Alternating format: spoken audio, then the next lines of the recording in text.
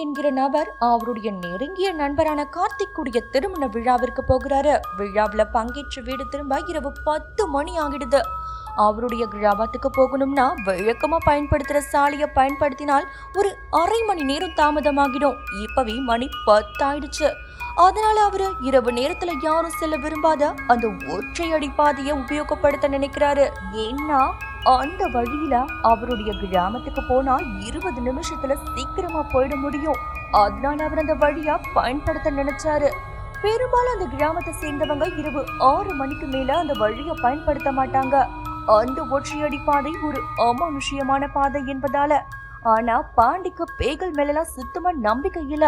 அதனால பாண்டி அந்த வழியா தன்னுடைய கிராமத்துக்கு போகலாம்னு நினைச்சாரு. ஆள் நடமாட்டமே இல்லாத அந்த பகுதி பார்க்கவே பயங்கரமா காட்சி அளிச்சது. 2 பக்கமுமே மரங்கள் அடர்ந்து போய் இருந்துச்சு. சின்ன சின்ன சத்தங்கள் கூட கேட்கவே பயங்கரமா இருந்துச்சு. அந்த ஒற்றையடி பாதையில அவர் மட்டும் தனியா பயணிச்சுக்கிட்டு இருந்தாரு. அப்பதான் அவர் எதிர்பார்க்காத அந்த பயங்கரமான அமானுஷ்ய நிகழ்வு அங்க நடக்க ஆரம்பிச்சது. அவரோட வண்டி ஒரு குறிப்பிட்ட இடத்துல ஸ்டார்ட் ஆகாம நின்னு போச்சு. மறுபடியும் பாண்டி அந்த வண்டியை இயக்கிறதுக்கு முயற்சி பண்றாரு. ஆனா அவரால முடியல. அந்த வண்டியை அவர் எவ்வளவு ஸ்டார்ட் பண்ண நினைச்சாலுமே பின்புறத்துல இருந்து யாரும் அந்த வண்டியை பிடித்து இழுக்கிற மாதிரி இருக்கு. இப்போது பேய்கள் மேல நம்பிக்கை இல்லாத பாண்டிக்கு கொஞ்சம் ஆள் மனசுக்குள்ள பயம் வர ஆரம்பிக்குது. இரவு நேரத்துல அந்த நிலவோட இதமான ஒரு குளிரிலுமே அவருடைய உடல் மட்டும் தீ போல எரிய ஆரம்பிக்குது.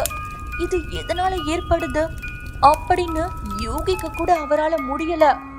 அந்த சமயத்துலதான் அவருடைய காது பக்கத்துல சிரிக்கிற மாதிரியான ஒரு சத்தம் கேட்க ஆரம்பிக்குது. இதையெல்லாம் கேட்கும் போது அவருடைய ஈரக்குலையே நடுங்கி போகுது. பேய்கள் மேலேயே நம்பிக்கை இல்லாத அவரு கடவுளையும் நம்பினது இல்ல. ஆனா இந்த நிகழ்விற்கு பிறகு உயிரோட வீட்டுக்கு போனா போதும் என்பது போல அவருக்கு தோன்ற ஆரம்பிக்குது. தன் குடும்பத்தின் இஷ்ட தெய்வமான சுடலை மாடனை மட்டுமே அந்த நிமிஷம் அவர் நினைக்கிறாரு. அடுத்த நொடியே அவருடைய வண்டி ஸ்டார்ட் ஆகுது. அதன் பிறகு அவருடைய கிராமத்துக்கு கூட அவர் போகல. தன்னுடைய ஊர் எல்லையில இருக்கிற சுடலை மாடன் கோவிலுக்கே முதலாவது போய் நன்றி சொல்றாரு.